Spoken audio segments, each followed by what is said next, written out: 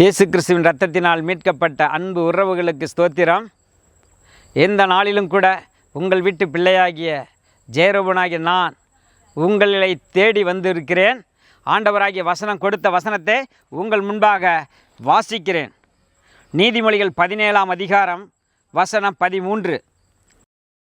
நன்மைக்கு தீமை செய்கிறவன் எவனோ அவன் வீட்டை விட்டு தீமை நீங்காதிருக்கும்.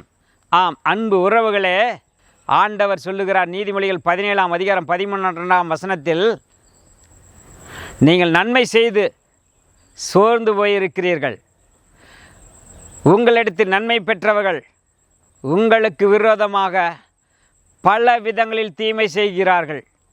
மைமந்திரம், பில்லி சூனியம், ஏவுதல், சத்துரோடு போராட்டங்கிற போல மனுஷரோடை தூண்டிவிட்டு பல விதங்களில் உங்களுக்கு பலவிதமான தொந்தரவுகளை கொடுக்கிறார்கள்.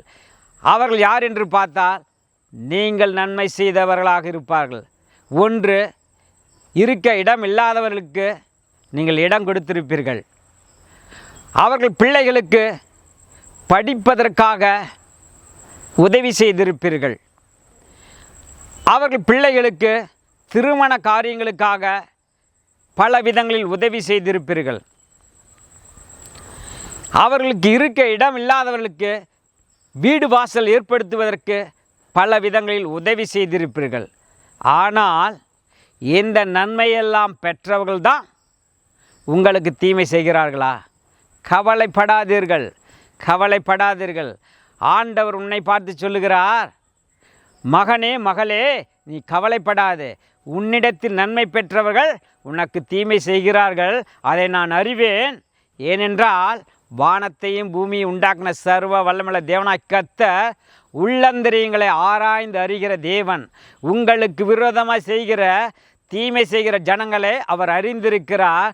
உங்களுக்கு தீமை செய்வதே முழு மூச்சாக கூட்டம் கூடுகிற ஜனங்களையும் அவர் பார்த்து கொண்டு தான் இருக்கிறார். அவர் சொல்லுகிறார், தீமை அவர்கள் இல்லத்தை விட்டு நீங்காது, தீங்கு அவர்கள் வீட்டை விட்டு நீங்காது என்று சொல்லியிருக்கிறார். ஆம் அன்பு உறவுகளே, இந்த நாளிலும் கூட ஆண்டவருடைய வார்த்தையை நீங்கள் கேட்டு அந்த துக்கத்திலிருந்து வெளிவர வேண்டுமாய் கேட்டுக்கொள்கிறேன். ஏனென்றால் ஆண்டவரே, நான் இவ்வளோ நன்மை செய்தேன், ஆனாலும் நன்மை பெற்ற ஜனங்கள் என்ன செய்கிறார்கள்? எனக்கு விரோதமாக எழும்பி கூட்டம் கூடுகிறார்கள், எனக்கு தீமை செய்கிறார்கள். இவர்களுக்கு நீர் ஒரு முடிவை கட்டளையிட வேண்டும் என்று தேவனிடத்தில் கேட்கும் பொழுது ஆண்டவர் சொல்லுகிறார், நான் தீமைக்கு தீமை சரி கட்டுகிற தேவன் என்று சொல்கிறார். ஆகவே நீ எதை குறித்தும் கவலை கொள்ளாதீர்கள், எதை குறித்தும் கவலைப்படாதீர்கள். இப்பொழுது அவர்கள் செழிப்பாக இருக்கிற மாதிரி தெரியும், ஆனால் அது மாயை. காணல் நீர் போல இருக்கும். தூரத்தில் இருந்து பார்க்கும் பொழுது நீர் போல தெரிகிறது, அதுபோல தான் அது பக்கத்தில் போகும் பொழுது அது இல்லாமல் போகும். அதுபோல கர்த்தர் சொல்லுகிறார், அவர்கள் குடும்பத்தை விட்டு தீமை நீங்காது என்று. ஆகவே ஆண்டவராகி கர்த்தருடைய வார்த்தை நீ கெட்டியாக பிடித்துக்கொள். அவர் சொன்ன வாக்கு தத்தத்தை நீ கெட்டியாக பிடித்துக்கொள். தினந்தோறும் தேவனுடைய சமூகத்தில் வேண்டிக்கொள், ஆண்டவரே, நான் யாருக்கெல்லாம் நன்மை செய்தேனோ அவர்கள் எல்லாம் நான் அழிய வேண்டும், என் குடும்பம் அழிய வேண்டும், நாங்கள் ஒன்றுமில்லாமல் போக வேண்டும் என்று அவர்கள்தான் தீவிரமாக எங்களுக்கு தீமை செய்கிறார்கள். உண்ண உணவும் உடுத்த உடையும் தங்க இடமும் கொடுத்து திரும்ப சமாதானத்தோடு என் தகப்பன் வீட்டிற்கு நீர் கொண்டு போவீரானா, நீர் எனக்கு தேவனாய் இருப்பீர் என்று யாக்கோபு கேட்டார். அதுபோல நீங்கள் என்ன செய்யலாம்? தினம் ஜெபிக்கும் பொழுது, ஆண்டவரே, என்னால் தாங்க முடியவில்லை, என்னிடத்தில் நன்மை பெற்றவர்கள் தான் எனக்கு தீமையாக பெருகியிருக்கிறார்கள், என்னிடத்தில் நன்மை பெற்றவர்கள் நான் அழிய வேண்டும் என்று தீவிரித்து திரிகிறார்கள்.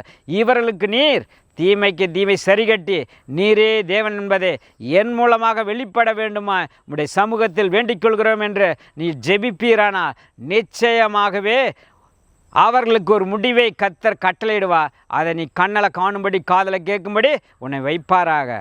ஆமேன். அன்பு உறவுகளை, இப்பொழுது இந்த வாக்குத்தத்த வசனத்துக்காக தேவனை நோக்கி பார்ப்போமா? வானத்தையும் பூமியையும் உண்டாக்கின எங்கள் சர்வ வல்லமையுள்ள தேவனாய் கர்த்தாவே, இந்த நாளிலும் கூட நீர் சொன்ன வார்த்தையின்படி அப்பா மன ஆறுதலாகவும் மன தைரியமாகவும் இருக்கிறது கர்த்தாவே. இந்த வாக்குத்தத்த வசனத்தின்படி எங்கள் சத்துருக்களுக்கு முன்பாக என்னை உயர்த்தி வைத்து எங்களிடத்தில் நன்மை பெற்றவர்கள் எங்கள் தீமை செய்வர்களுக்கு தீமைக்கு தீமை சரிகட்டி நீரே தேவனாய் கர்த்தர் என்னோடு இருக்கிறீர், என் எல்லையில் ஆதரவாக இருக்கிறீர் என்பதை இந்த ஜனங்கள் காணும்படியாக என்னை எடுத்து பயன்படுத்தும் ஆசீர்வதிக்க வேண்டுமா? இயேசுவின் மூலம் வேண்டிக் கொள்கிறோம் எங்கள் ஜீவனுள்ள நல்ல பிதாவே. ஆமேன் ஆமேன். தேவனுக்கே மகிமை உண்டாவதாக.